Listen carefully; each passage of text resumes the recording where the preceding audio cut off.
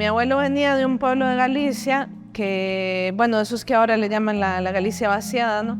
Y bueno, él se vino motivado como la mayoría de los inmigrantes, él se vino obligado, era una de esas migraciones forzadas para buscar un mejor destino.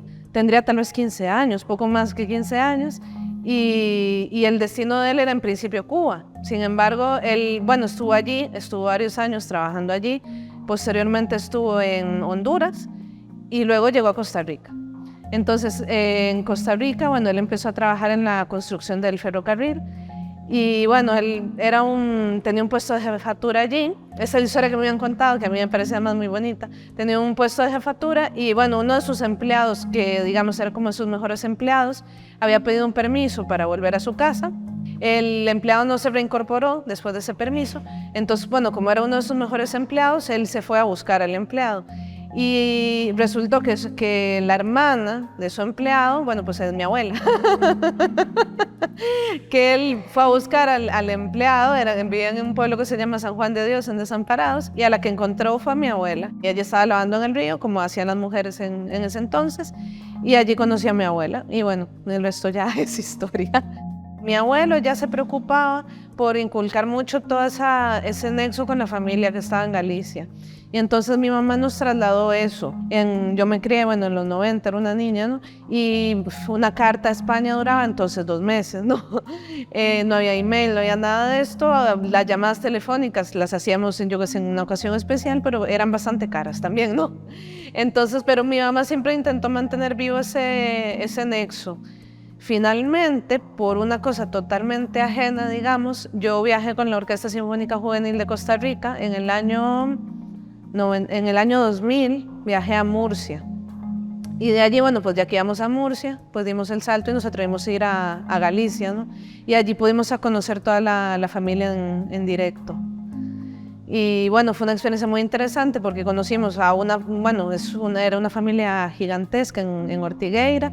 Pudimos, por ejemplo, ir a la casa del abuelo, donde él se habría criado y todas estas cosas, donde había nacido. Entonces fue muy bonito como cerrar ese vínculo allí que llevamos tanto tiempo creando.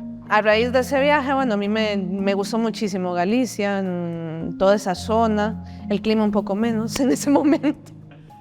Pero, y bueno, luego me atreví, volví aquí, luego volvimos a viajar y luego me atreví y me fui a estudiar allí. Y bueno, yo me quedé allí, sigo viviendo allí en Vigo y está muy cerquita de Portugal. Entonces, bueno, exploré más esa zona y luego hice el máster, estoy terminando ahora el doctorado en Portugal, que es que la frontera con Portugal está a 20 minutos. Pero ha sido interesante ese proceso de ida y vuelta, ¿no? Que el abuelo nunca pudo volver por las dificultades de la época, pero nosotros hemos creado una vida allí también. Y la verdad que prácticamente casi toda nuestra familia, digamos, los primos de mi edad, más jóvenes que yo, ya han ido todos a Galicia, sea porque han vivido allí o porque han ido en viajes turísticos, lo mismo, conocer a los primos allá y todo.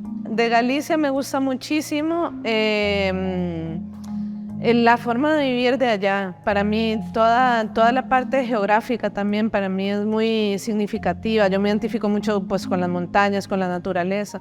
Y me ha gustado también mucho lo pacífico, digamos, que es la gente en Galicia, ¿no? Son muy acogedores. Es cierto que en contraste con Costa Rica, el tico entra en contacto muy rápido, muy cerca, ¿no? Es un contacto muy cercano, muy rápido. En Galicia hay como que ganarse más ese contacto, pero sí es cierto que una vez que entraste, que ya lo ganaste, pues lo decían, ¿no? Ya tienes una familia para toda la vida.